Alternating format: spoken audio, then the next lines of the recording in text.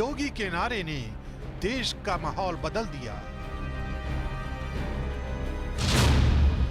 योगी के नारे ने सियासत का नैरेटिव चेंज कर दिया।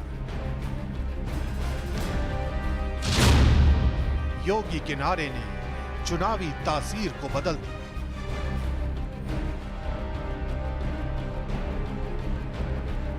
योगी आदित्यनाथ यूपी के सीएम और मौजूदा दौर की राजनीति के वो चेहरे जिनके सियासी मंच पर मौजूद होने के कई मायने हो जाते हैं और इन्हीं मायनों ने अब योगी आदित्यनाथ के कद को इतना बड़ा कर दिया है कि उन्हें घेरने के लिए कांग्रेस अध्यक्ष मल्लिकार्जुन खड़गे को ऐसे शब्दों का सहारा लेना पड़ रहा है जिन शब्दों की राजनीतिक शुचिता की किताब में कोई जगह नहीं। सुनिए मल्लिकार्जुन खड़गे का वो बयान जिसमें वो बटेंगे तो कटेंगे वाले नारे के विरोध में यूपी के सीएम योगी आदित्यनाथ की तुलना आतंकियों से कर रहे हैं। योगी आदित्यनाथ वो तो ऊपर से साधुओं का वेश खेलते हैं। अरे मुख में राम और बगल में छुरी कितने दिन चलाएंगे? बाटो काटो में क्यों जा रहे? हाँ, लोगों को बोलते हैं बटेंगे तो कटेंगे। ये साधु का काम है, नाथ पंथ का काम है। अरे ये काम कोई टेररिस्ट बोल सकता है, आप नहीं बोल सकते। आप एक मठ के एक व्यवस्थापक हो। मल्लिकार्जुन खड़गे के इस बयान को इत्तेफाकन मानने की भूल मत कीजिएगा, क्योंकि योगी आदित्यनाथ ने जिस तरह से अपने नारों के जरिए देश की राजनीतिक फिजा को बदला है, उसने कांग्रेस को दहशत में ला दिया है। ये दहशत इस कदर है कि योगी के नैरेटिव को काउंटर करने के लिए मल्लिकार्जुन खड़गे अपने पद और पार्टी की मर्यादा को भूल बैठे। मैं ये कह रहा हूं उनको, बीजेपी को, या तो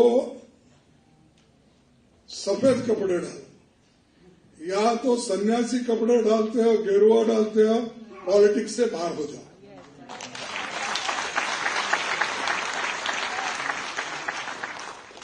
भाई उसकी पवित्रता क्या रही?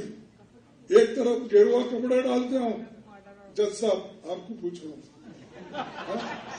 एक तरफ गेरुआ कपड़े डालते हो, दूसरों को उपदेश करते हो, बटेंगे तो कटेंगे बोलते हो। मल्लिकार्जुन खड़गे के बयान पर ऐसा सियासी तूफान उठा है कि अब कांग्रेस के लिए इस तूफान को संभालना मुश्किल हो रहा है, क्योंकि सीएम योगी आदित्यनाथ की तुलना आतंकी से करना और उनके भगवा कपड़ों को लेकर विवादास्पद बयान देना सीधे सीधे सनातन धर्म से जोड़ा जा रहा है। बीजेपी का आरोप है कि कांग्रेस हिंदू संत को आतंकी कहकर मजहबी तुष्टीकरण कर रही है। खड़गे जी ने स्पष्ट कर दिया है कि उनको हर वो व्यक्ति आतंकवादी दिखता है जो सैफरन पहनता है। खड़गे जी ने स्पष्ट कर दिया है कि उनको सैफरन टेरर जैसे शब्दों को वो आगे लेके जाएंगे। ये वही कांग्रेस पार्टी जिनका शासन जब हुआ था तो उन्होंने हिंदू टेरर, सैफरन टेरर जैसे शब्दों का प्रयोग किया था। आज खड़गे जी ने स्पष्ट कर दिया कि अगर उनकी सरकार आती है तो जैसे यूपीए की सरकार थी तो वो कम्युनल वायलेंस बिल लेके आएंगे। अगर उनकी सरकार आती है तो वो हिंदुओं को आतंकवादी कहेंगे। कांग्रेस पार्टी लंबे समय से जाति जाति की रट लगा रही है, लेकिन एक नारा बटेंगे तो कटेंगे ने उनके सारे एजेंडे को फेल कर दिया है। ये एकजुट रखने वाला नारा कांग्रेस को इतना नागवार गुजर रहा है कि कांग्रेस अपनी मानसिक स्थिति को संभाल नहीं पा रही है। एक हिंदू संत को, एक साधु को गाली दे करके वो अपने मजहबी तुष्टीकरण और वोटों की गोलबंदी के एजेंडे को साकार करने का काम कर रहे हैं, लेकिन देश का हिंदू समाज इसे स्वीकार नहीं करेगा। आज योगी आदित्यनाथ जी के प्रति की गई उनकी टिप्पणी कांग्रेस को बहुत भारी पड़ी। हाल ही में हरियाणा और जम्मू कश्मीर के चुनाव बीते। इन चुनावों में योगी आदित्यनाथ के बटेंगे तो कटेंगे वाले नारे ने सियासी बाजी को पलटने का काम किया है, खासकर हरियाणा में। और अब योगी का यही नारा यूपी उपचुनावों, झारखंड और महाराष्ट्र में भी असर दिखा रहा है। बटे थे तो अपमान अयोध्या में झेलना पड़ा था, बटे थे तो अपमान काशी में झेलना पड़ा था, बटे थे तो मथुरा में अपमान झेलना पड़ा था, बटे थे तो बहन और बेटियों की इज्जत के साथ खिलवाड़ के रूप में अपमान झेलना पड़ा था, और बटे थे तो कटे थे। और इसीलिए मैं आपसे कहने के लिए आया हूं, एक रहेंगे सेफ रहेंगे, एक रहेंगे नेक रहेंगे। बटे थे तो कटे थे, अब एक रहेंगे तो सेफ रहेंगे।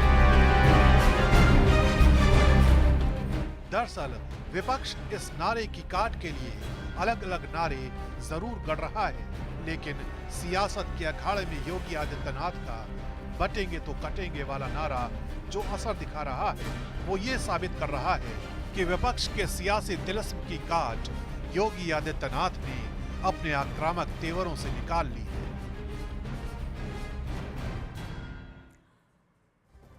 वहीं खड़गे के बार बार बटेंगे तो कटेंगे के नारे पर हमला करने से बीजेपी को मौका मिल रहा है और वो कांग्रेस को नफरती और बांटने वाली पार्टी करार देने में जुट गई है। खड़गे साहब भारतीयता, भारतीय संस्कृति और भारतीय संस्कृति के प्रति भगवा पर जानबूझकर हमले कर रहे हैं, उसका अपमान कर रहे हैं। भाजपा ने आतंकवाद, उग्रवाद, अलगाववाद, गैंगवाद, रंगदारी, जालसाजी, भ्रष्टाचार को एक करारा झटका दिया है, लॉ एंड ऑर्डर मेंटेन किया, पर पता नहीं ऐसे कुकर्म करने वालों के साथ कांग्रेस के क्या रिश्ते हैं। कार्रवाई तो अपराधियों पर हो रही है, पर तिल मिलाहट कांग्रेस में हो रही है। इस बीच उत्तर प्रदेश की राजनीति में पोस्टर वॉर थमने का नाम नहीं ले रहा है, जहां पर समाजवादी पार्टी के दफ्तर के बाहर अली बजरंगबली को लेकर पोस्टर लगवाए गए हैं, तो वहीं भारतीय गौ सेवा परिषद के राष्ट्रीय अध्यक्ष देवेंद्र तिवारी ने बीजेपी कार्यालय के बाहर पोस्टर लगवाए हैं जिसमें लिखा है कि अली नहीं बजरंगबली चाहिए, करहल से अयोध्या तक चाहिए, रावण नहीं राम चाहिए। लखनऊ में लगातार ऐसे पोस्टर जारी हो रहे हैं जिसमें चुनाव और राजनीति से जुड़े नारे लिखे जा रहे हैं। तो ये तस्वीरें आप देख पा रहे हैं कि उत्तर प्रदेश की राजनीति में अब लगातार पोस्टर वॉर जो है वो बढ़ता हुआ नजर आ रहा है। दो तस्वीरें हम आपको दिखाने की कोशिश कर रहे हैं कि किस तरीके से बटेंगे तो कटेंगे के नारे को लेकर किस तरीके से जो पार्टियां हैं इस नारे को बुराने में लगी हुई है। पहली तस्वीर में आप देख पा रहे हैं कि किस तरीके से समाजवादी पार्टी की तरफ से ये पोस्टर जारी किया गया था जिसमें लिखा गया था अली भी है बजरंगबली भी है। तो वहीं दूसरी तरफ आप देखिए कि दूसरी पार्टियां भी जो है इस पूरे मुद्दे को भुनाने में लगी हुई हैं और ऐसे में आप देखिए कि किस तरीके से ये जो नारा है जो मुख्यमंत्री योगी आदित्यनाथ ने दिया है उसके बाद तमाम पार्टियां अपने अपने तरीके से इस पूरे मुद्दे को भुनाने में लगी हुई हैं। और उत्तर प्रदेश के सियासी हलके में भी बटोगे तो कटोगे के नारे की खलबली देखने को मिल रही है और ऐसी खलबली है कि समाजवादी पार्टी इस नारे का तोड़ निकालने में जुटी हुई है। इसीलिए रोजाना नए पोस्टर नजर आ रहे हैं, नए नारे दिए जा रहे हैं। अमेठी में समाजवादी पार्टी ने एक पोस्टर लगाया है जिस पर नारा लिखा गया है कि अखिलेश जी का फेयर है, बीजेपी का अंत नियर है। इसके अलावा 27 के सत्ताधीश अखिलेश का नारा भी दोहराया गया है। तो आप देखिए समाजवादी पार्टी भी लगातार इस पूरे मुद्दे को बुना रही है।